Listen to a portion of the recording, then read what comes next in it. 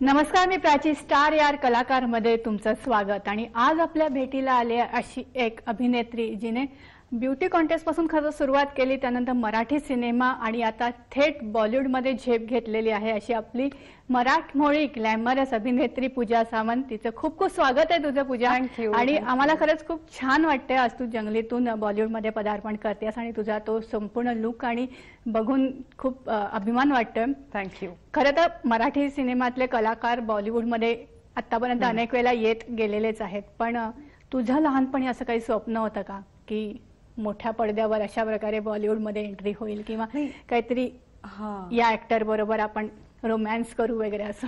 नाही, एक खूप हळवी अशी आठवण आहे माझी. मला आठवतं मी शाळेत होते, दुसरी तिसरीत होते आणि त्यावेळेस मी टीव्हीवर जैत्रे जैतचं एक गाणं पाहिलं होतं आणि मला माहित नव्हतं त्या अभिनेत्रीचं नाव काय. आणि मी तेव्हा तो थॉट असा डोक्यात आला की एक दिवस I want be like her, तिच्यासारखं मला व्हायचंय. काही वर्षांनी कळलं की स्मिता पाटील आहेत, त्या एवढी मोठी अभिनेत्री आहे. सो तो जो थॉट होता ना, तो थॉट पुढे कॅरी फॉरवर्ड झाला. सो हे डोक्यात नव्हतं की आपल्याला बॉलिवूडला जायचंय का, मराठीत जायचंय का, इतर कुठल्या भाषेच्या सिनेमात जायचंय. फिल्म्स माझं काहीतरी पुढे होणार, ते फिल्म्समध्येच होणार, हा एक थॉट तो पुढे मला घेऊन गेला. सो या दॅट वॉज द थॉट.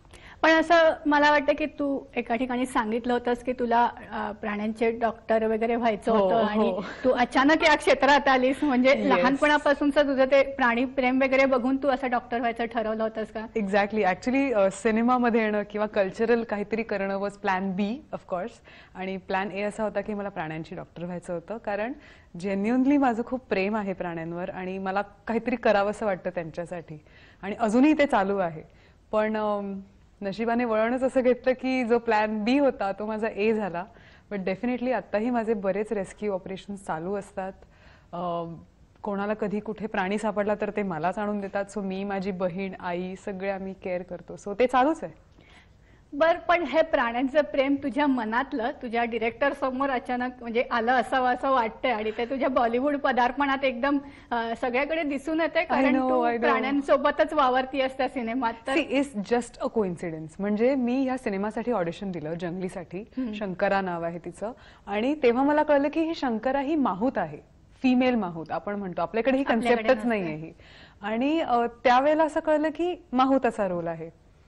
आणि जेव्हा माझं सिलेक्शन झालं नेक्स्ट डेच मला कॉल आला होता आणि चक रसेल यांना मला फोन करायचा होता, व्हिडिओ कॉल करायचा होता. सो त्या व्हिडिओ कॉलमध्ये मला त्यांना सांगायचं होतं की हाऊ हॅपी आय एम, कारण I think I am the perfect for this. कारण माझे एवढे सगळे एक्सपिरियन्सेस आहेत प्राण्यांबद्दलचे. मी कुत्र्यापासून, मांजरापासून, सापापासून ते अगदी सरड्यापर्यंत रेस्क्यू केलेले आहेत. I been through so many things. आणि आता हत्ती असणार आहेत तर त्या एकाच व्हिडिओ कॉलमध्ये मला त्यांना सांगायचं होतं. बट आय थिंक ते कनेक्शन तिकडेच झालं. He got to know that I love animals and I love nature. So कधी कधी ना आपण कामाकडे जाण्यापेक्षा कामच आपल्याकडे येतं. सो आय थिंक शंकरा हा रोल मिळणं, it was a part of a destiny. बरं, पण ती सुरुवात कशी झाली? कारण मराठी सिनेमात तू इतके वर्ष काम करते आहेस, पण बॉलिवूड कडून ऑफर येणं ही खूप मोठी ऑपॉर्च्युनिटी असते. तर ती ऑफर कशी आली, ऑडिशन कशी झाली, तो सगळा काय एक्सपिरियन्स होता?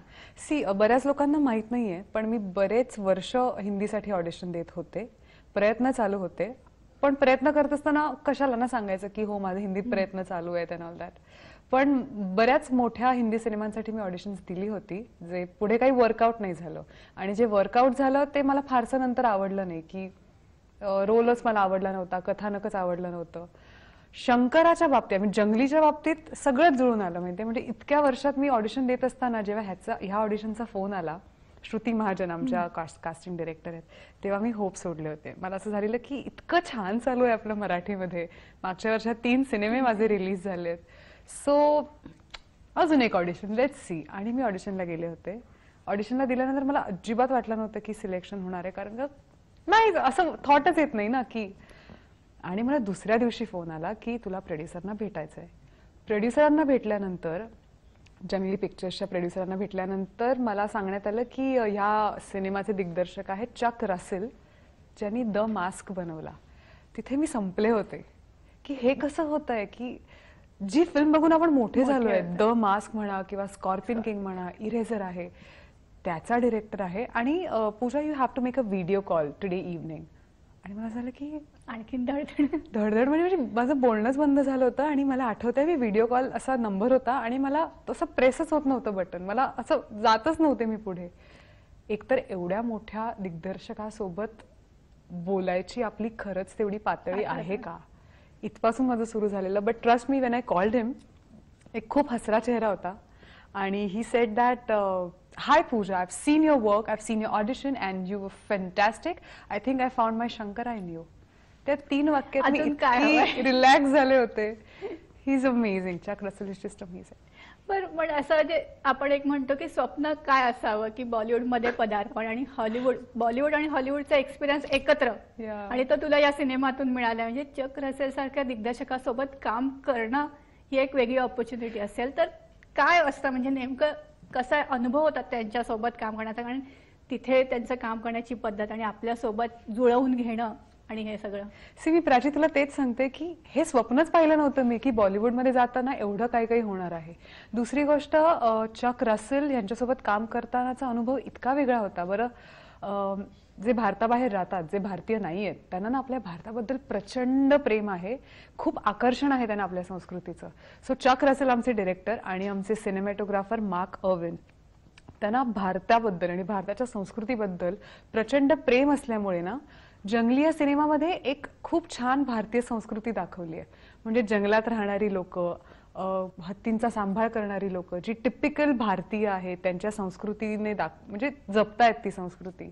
सो चक सरांनी हे प्रत्येक शॉटमध्ये दाखवलंय जंगलीच्या, की बघा भारत किती समृद्ध आहे.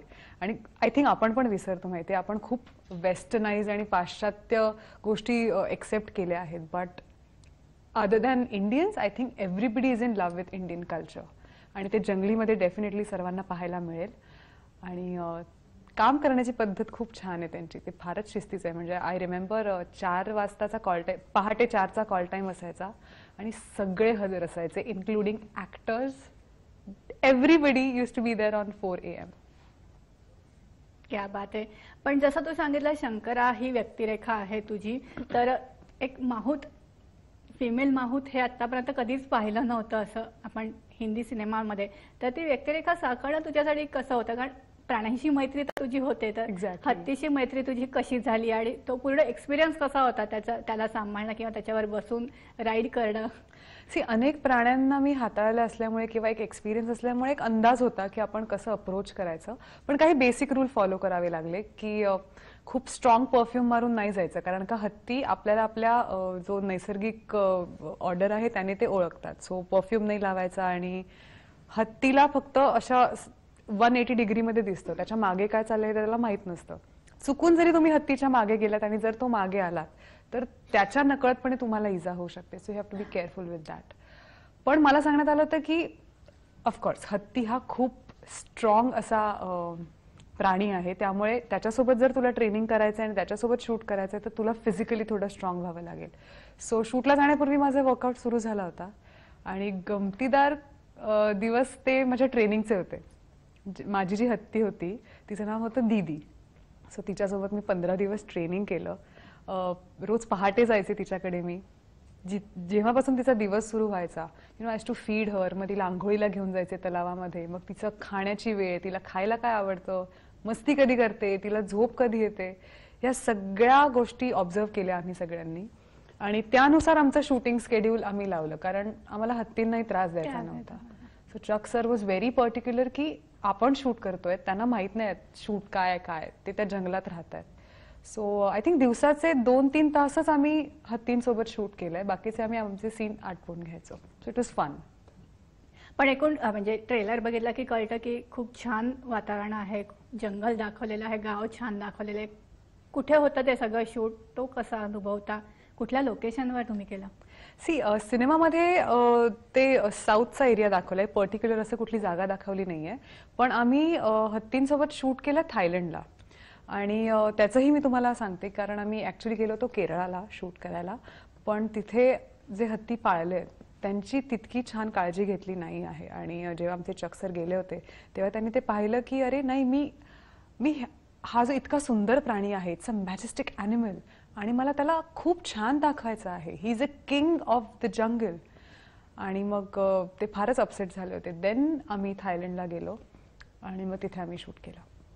या बात आहे. पण जसं आता सांगितलं की हत्तीच्या आयुष्य आणि ते सगळं प्राणी हे सगळं इतक्या वर्षांनी आपण म्हणू शकतो बॉलिवूडमध्ये पाहायला मिळतं. Yes, प्राण्यांवरची yes, after 40 years. 40 years.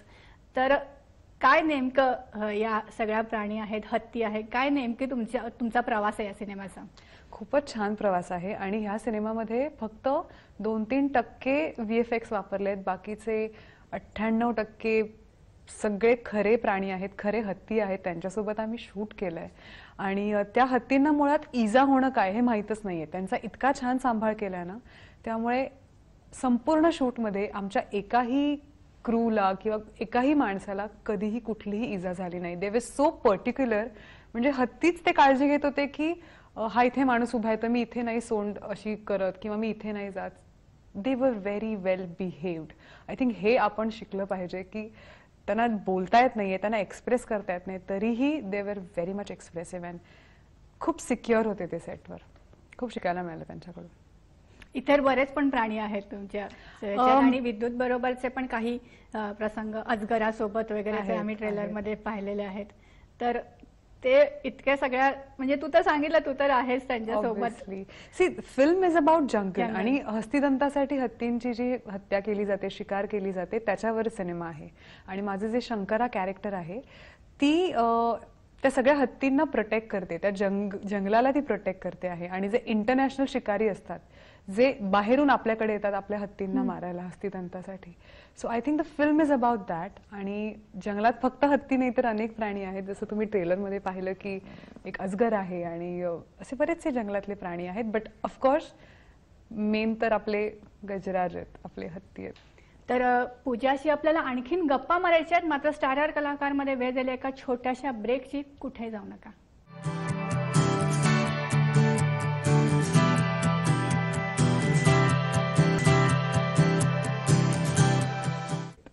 Wow. पण इतक्या वर्षाचा आपण थोडा मागे जाऊन प्रवास तुझा बघूया. तर पूजा म्हणून तू डेव्हलप होताना आपण सगळं क्षणभर विश्रांती जसा तुझा पहिला सिनेमा, त्याच्यानंतर ते लपाछपी गेल्या वर्षाचा सिनेमा, तर तुला अवॉर्डही मिळालं. तर हा प्रवास पूजासाठी कसा होता आणि तू स्वतःला कसं बघतेस या सगळ्या प्रवासाकडे, डेव्हलप स्वतःला कसं केलंस? सी आता ज्या दिवशी मला जंगली मिळालं आणि जंगलीचं हे काम सुरू झालं, आत्ता जेव्हा मागे वळून बघते ना तेव्हा I feel that I am extremely proud of my self. कारण खरंच कोणाचा काय म्हणतात त्याला, कोणी गॉडफादर नव्हता, कोणी हेल्प करायला नव्हतं. जे काही झालं ते स्वबळावर आणि ऑफकोर्स माझ्या फॅमिलीच्या सपोर्टमुळे झालं ते. त्यामुळे कदाचित हा प्रश्न तू मला मागच्या वर्षी विचारला असतास तर मी तुला म्हणाले असते की या आय एम हॅपी. पण आत्ता आफ्टर जंगली आय कॅन टेल यू की हो, प्रचंड अभिमान आहे मला माझ्या सर्व जर्नीचा. आणि का नसावा आहे. आणि मी I am very much proud of myself की मी इथपर्यंत पोहोचले.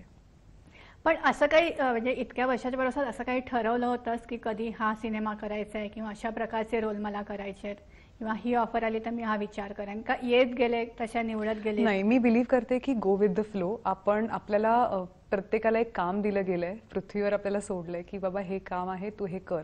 जसं तुझं काम आहे तू करतेस, माझं काम हे आहे मी हे करते. So I think we should go with the flow. Of course opportunities येतात, त्या ग्रॅब करायच्या, प्रयत्न संपूर्ण करायचे.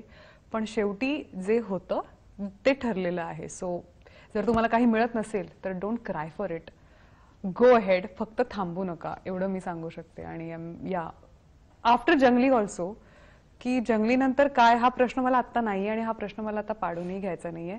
जसं मी इथपर्यंत आले, जसं मला बाप्पाने इथपर्यंत आणलंय तोच पुढे नेणार आहे. So let's go with the flow. Wow. पण क्षणभर विश्रांतीपासून तुला सिनेमामधून बघत आलोय तर तू स्वतःला पण डेव्हलप केलेलं पाहिलेलं आहे. कारण त्याच्यातला लुक एकदम आपण ह्याच्यात सिनेमात जरी बघितला त्या लुक वरून पण कळतं की तो तुझा लुक आणि आत्ताचा लुक खूप कोणी drastic सांगितलं change तर आहे. मी अजिबात त्यांना सांगत नाही की क्षणभर विश्रांती माझी पहिली फिल्म आहे. अदरवाईज ते चेक करतात आणि नो प्लीज ही पूजा आहे नक्की असं. हीच का ती पूजा असं होतं त्यांना. बट ग्रूमिंग झालं आणि ते तसंच व्हायला पाहिजे. मला असं वाटतं की ना एका रात्रीचं यश ऑफकोर्स चांगलं आहे, बऱ्याच लोकांच्या नशिबात आहे ते. पण I am so proud of myself की मला प्रत्येक सिनेमातून शिकायला मिळालं. मेकअपच्या बाबतीत म्हणा, कॅमेराच्या बाबतीत म्हणा, ऍक्टिंगच्या बाबतीत. आणि मला अजूनही शिकायचंच आहे. सो आय बिलीव्ह आपण जे स्टेप बाय स्टेप जातो दॅट इज लाईक काय म्हणतात त्याला, it's permanent, there is nothing temporary in that.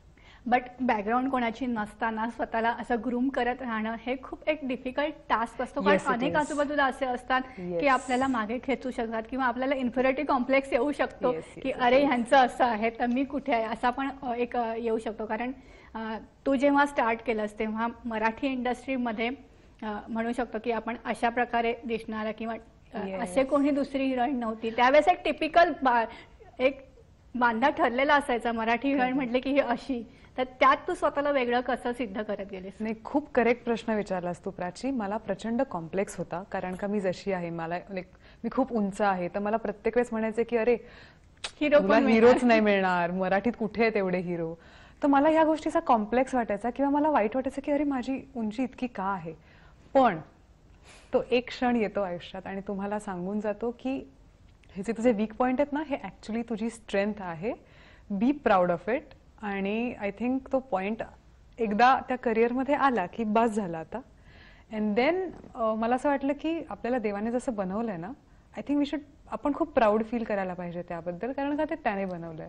आणि तुम्ही जर स्वतःबद्दल कंप्लेंट करत असाल तर तुम्ही देवावरच कंप्लेंट करताय. So just forget it. पण या सगळ्या प्रवासात कोणी असं समोर म्हणजे म्हणू शकतो गायडन्ससाठी कोणी होतं समोर किंवा मित्रमंडळी भेटली असतील त्यांच्या सहकार्याने, त्यांच्या हेल्पने काही सल्ले असतील, असे कोणी आहेत? ऍब्सोल्युटली. माझे जे मित्र आहेत, प्रोफेशनल फ्रेंड्स, त्यांनी मला लाईक खूप हेल्प केली आहे. कारण का मी बऱ्याचदा कन्फ्यूज व्हायचे आणि मला कळायचंच नाही की मी काय करते, की हा सिनेमा घ्यावा की हा नाही नाही नाही, मग उंचीचा प्रॉब्लेम आहे किंवा मला हे नाही करता येणार. पण माझे जे मित्र आहेत, मग त्यात वैभव तत्वाधी आहे, भूषण प्रधान आहे आणि गश्मीर महाजनी, आय मस्ट से. आणि ऑफकोर्स अंकुश सर होतेच ऑल द टाइम, फ्रॉम दगडी चाळ, फ्रॉम झकास. आय थिंक त्यांनी खूप छान गाईड केलं मला प्रत्येक वेळेस की तुला काय करायला पाहिजे आणि काय अवॉइड करायला पाहिजे. आणि ज्या चुका व्हायच्या त्याला ओरडायला माझे सगळे हे मित्र होतेच. सो असं नाही की मी अगदीच स्वतःच्या बळावर सगळे डिसिजन्स घेतलेत. ऑफकोर्स हे सर्वांच्या मदतीने घेतलेच. And I am thankful to all of them की थँक्यू वैभव, भूषण, गश्मीर, अंकुश सर आणि एव्हरीबडी जे माझ्या लाईफमध्ये आहेत आत्ता. Thank you so much. वाव. आणि हे सगळं आपण बघितलंय, तू नेहमीच भूषण किंवा वैभव, आता त्यांचा उल्लेख केला, तुम्ही तिघही वैभवही बघितला. आता बॉलिवूडमध्ये त्याचीही एक एंट्री वेगळ्या प्रकारे झालेली आहे आणि वेगळ्या भूषणची पण प्रकारे होते. भूषणची पण होती आहे. म्हणजे पूर्वी एक म्हटलं की मराठी कलाकार एक बॉलिवूडमध्ये म्हटलं की काहीतरी एक ठराविक छोटेसे रोल असायचे, पण आता तो एक काळ बदलतो आहे, तो एक दृष्टिकोन बदलतो आहे. Exactly. आणि मराठी कलाकार हे तसेच स्वतः प्रेझेंट होत आहेत. तर तुला हा बदल कसा दिसतो? खूप अमेझिंग बदल आहे आणि मला खूप अभिमान आहे, कारण वैभव आहे, भूषण आहे, आय थिंक अमृता खानविलकर आहे, गश्मीर महाजनी पण आहे. हे सगळे एक स्टेप पुढे जात आहेत. आणि मी सांगू शकते, कारण का मी आता हिंदीत एक सिनेमा केला, कारण हिंदी सिनेमात आपल्या मराठी कलाकारांबद्दल प्रचंड आदर आहे. त्यांना खूप आवडतं जेव्हा आपण मराठी कलाकार ऍक्टिंग करतो आणि आपण खूप छान परफॉर्मन्स देतो, राईट. सो त्यांना खूप आवडतं ते आणि ते खूप छान अप्रिशिएट करतात. बरं, मुळात आपल्या मराठी कलाकारांमध्ये टँट्रम्स नावाचा प्रकारच नसतो. म्हणजे हे मी तुम्हाला आत्ताही सांगू शकते. आय एम प्रिटी शुअर की वैभव, भूषण पण खूप अगदी कामावर कॉन्सन्ट्रेट करून असतील. आणि सो खूप कौतुक आहे हिंदीमध्ये आपल्या मराठी कलाकारांचं. खरं आहे ते. बरं, या इंडस्ट्रीत वावरताना तुझे लुक्स असू दे किंवा फिटनेस असू दे, याकडे लक्ष देताना तू काय गोष्टी कटाक्षाने पाळल्यास किंवा काय असतं एक स्वतःसमोर ठरवलेलं लक्ष? पहिली गोष्ट म्हणजे मला ना खायला फार आवडतं. असं वाटत नाही. डाएट हा प्रकार मी कधीच केला नाही, करायचाही नाहीये मला. त्यामुळे मला असं वाटतं की मला जर सगळं खायचं असेल ना, म्हणून मी व्यायाम करते. आणि ऑफकोर्स आता आपण ऍक्टिंग मध्ये आहोत, आपलं दिसणंच आय थिंक मेन आहे. That's the first factor of film industry. So व्यायाम आणि हे सगळं थोडं पर्टिक्युलर असायलाच पाहिजे. पण अगेन माझे सगळे मित्र हे सगळे फूडी आहेत, कोणीही यातलं डाएट करणारं नाहीये. म्हणजे मी आज जर गश्मीर बरोबर गेले बाहेर, तर तो मला सगळं अनहेल्दीच खायला, आम्ही दोघे ऍक्च्युली अनहेल्दीच खातो सगळं. बट एव्हरीबडी, म्हणजे भूषण म्हणा, वैभव म्हणा, भूषण तर खूप छान जेवण बनवतो. सो त्याच्या घरी आम्ही सगळे गेल्यावर तर मग नो डाएट, असं काही नाही की आम्ही सगळे डाएट करतो. पण हे सगळे व्यवस्थित वर्कआउट करतात, जर तुम्ही त्यांनाही पाहिलं असेल. बघतो आम्ही. ते फिटनेसच्या बाबतीत खूप पर्टिक्युलर आहे. बरं, वैभव गश्मीर किंवा भूषण यांच्यापैकी सिनेमात बॉलिवूडमध्ये एकत्र काम करायचं संधी आली तर कशा प्रकारचा सिनेमा असावा असं वाटतं? I would love to. हा मला थॉटच आवडलाय की वैभव सोबत पेअरिंग किंवा गश्मीर सोबत हिंदी सिनेमात पेअरिंग. प्लीज जरा विचार करा जे दिग्दर्शक हा इंटरव्ह्यू बघताय. But I would love to do it. I think Zindagi Na मिलेगी दोबारा सारखं जर असेल ज्यात आम्ही सगळेच फ्रेंड एकत्र आहोत, it would be fun. Wow. आणि कशा प्रकारच्या सिनेमात पूजाला काम करायला आवडेल? म्हणजे जास्त असं कोणतं स्वप्न आहे की एखादा या सिनेमाचा आपण भाग झालो असतो तर छान वाटलं असतं, असे कोणते? आता काय झालंय ना, जंगली केल्यानंतर मी जंगली पूर्वी फारच नाजूक होते आणि जंगली नंतर बिकॉज ऑफ विद्युत जमवाल त्याने मला बरेचसे वर्कआउट सांगितले, वेगवेगळे प्रकार सांगितले आणि त्याच्यामुळे आत्ता कुठे ना लाईक स्ट्रॉंग झाल्यासारखं वाटतंय आणि एक वर्कआउटमध्ये पण माझं एक इंटरेस्ट वाढलाय मला. So I think after Junglee thanks to Vidyut मला काहीतरी ऍक्शन पट करायला आवडतील. So I want to do something in action. Wow. जंगलीसाठी तर आम्ही खूप उत्सुक आहोत आणि त्याच्यानंतर तुला त्या सिनेमात बघून नक्कीच कोणाला तरी असा थॉट येईल की हिला आणखीन अशा ऍक्शन सिनेमात घेऊ आपण, याच्या अपेक्षा व्यक्त करूया आणि तुला शुभेच्छा या सिनेमासाठी. खरं तर आमची अशी इच्छा आहे की या सिनेमातलं गाणं सध्या हिट आहे तर जाता जाता त्याचे काही लाईन्स. अरे बापरे, गायचंय प्राची? 2 ओळी. माझं खूप आवडतं गाणं आहे. तुझको याद है पता भूली बिसरी वो जगह उसमें लिपटी वो सुबह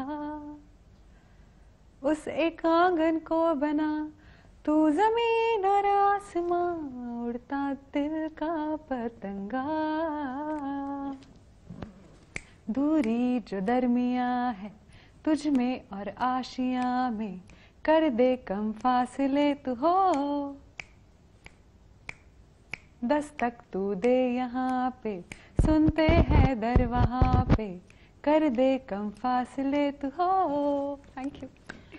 खूप वाईट गायले नाही, खूप चांगली गायलेस आणि आता हे प्रेक्षकांनाही आणि इतर कोणी बघत असेल त्यांनाही कळेल की पूजा चांगली गातेही. तर कदाचित एखाद्या सिनेमात असं काही कॅज्युअल गाणं असेल तर ते मिळेलही. तर खूप मला ऍक्टिंग साठी घ्या, ते तर घेतील, गायकीसाठी नको. तर तू इथे आलीस आणि Thank you. छान तुझा अनुभव शेअर केलास, आम्हाला खूप छान वाटलं. Thank you. आणि पुढच्या सगळ्या प्रवासासाठी तुला खूप खूप शुभेच्छा. Thank you so much. तर स्टार यार कलाकार मध्ये वेळ झाली इथेच थांबायची. पुढच्या आठवड्यात पुन्हा भेटू अशाच काही नवीन कलाकारासह. तोपर्यंत नमस्कार.